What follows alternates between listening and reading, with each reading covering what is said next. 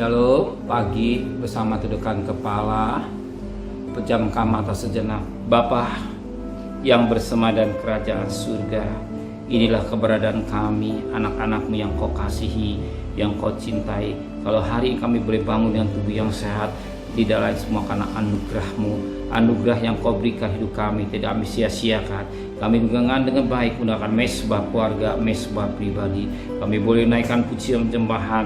Kami rindu dengarkan renungan firman-Mu. Roh Kudus mengurapi hamba-Mu dan ungkapkan firman-Mu dan lembutkan hati kami sehingga butir firman menjadi berkat buat kami, dan kami juga boleh naikkan doa syafaat kepada Tuhan. Haleluya. Amin. Shalom, pagi. Mari sama-sama kita akan membuka firman Tuhan, Kisah Para Rasul pasal 10. Kisah Para Rasul pasal 10 ayat pertama sampai 48. Saya bagi dalam 3 bagian. Ayat pertama sampai ayat 15, ayat 16 sampai 30, ayat 31 sampai 48. Rasul-Rasul 10 ayat pertama sampai 15. Petrus dan Cornelius.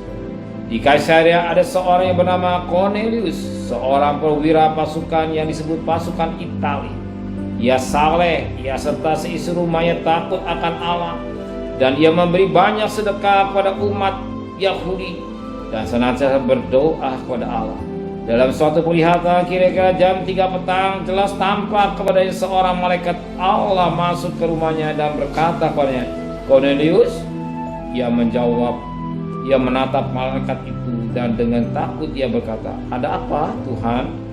Jawab mereka, "Semua doamu dan sedekahmu telah naik ke hadirat Allah, dan Allah mengingat doa engkau.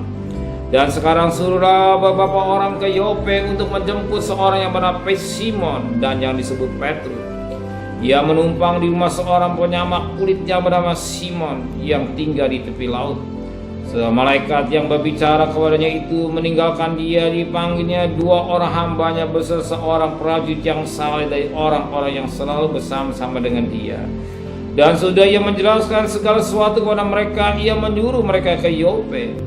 Esok harinya ketika ketiga orang itu berada dalam perjalanan dan sudah dekat kota Yope, kira-kira pukul 12 tengah hari, naiklah Petrus ke atas rumah untuk berdoa. Ia masih lapar dan ingin makan, tetapi sementara makan disediakan, tiba-tiba rohnya diikuti kuasa ilahi. Tampak oleh langit terbuka dan turunlah suatu benda berbentuk kain lebar yang bergantung pada keempat sudut yang diturunkan ke tanah. Di dalamnya terdapat berbagai jenis binatang berkaki 4, binatang jalat dan burung.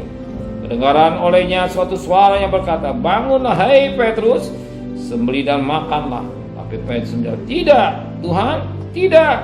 Sebab aku belum pernah makan sesuatu yang haram dan yang tidak tahir." Ayat 15.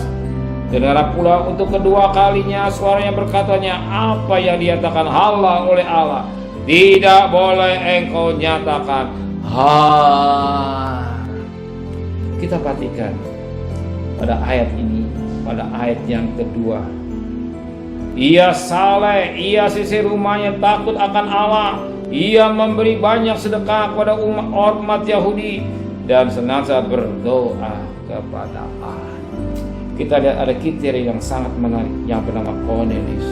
Yang pertama, Cornelius orang yang saleh. Yang kedua, Cornelius bukan saja dia sendiri, seisi rumahnya takut akan Allah. Cornelius memberi banyak sedekah pada umat Yahudi. Yang keempat, senantiasa berdoa kepada Allah. Puji Tuhan, dia saleh. Bukan saja saleh, tapi seisi rumahnya, anak mantu cucunya takut akan Tuhan dan banyak berkorban atas sedekah. Yang keempat, senantiasa berdoa. Ada 4 kriteria yang ada dalam hidup yang ada di hidup Cornelius. Dia saleh, suci. Dia tidak bermain-main dosa. Yang kedua, Cornelius, istrinya, anaknya, cucunya warga semua pembantunya. Dikatakan dalam firman Tuhan, takut akan Allah. Yang ketiga, dia banyak memberi sedekah, dia banyak berkorban. Korban dia tidak hitung-hitungan. Dia tahu semuanya ada milik Tuhan dan dia kembalikan untuk kemuliaan Tuhan. Dan yang keempat, dikatakan dalam firman Tuhan, dia senantiasa berdoa kepada Allah.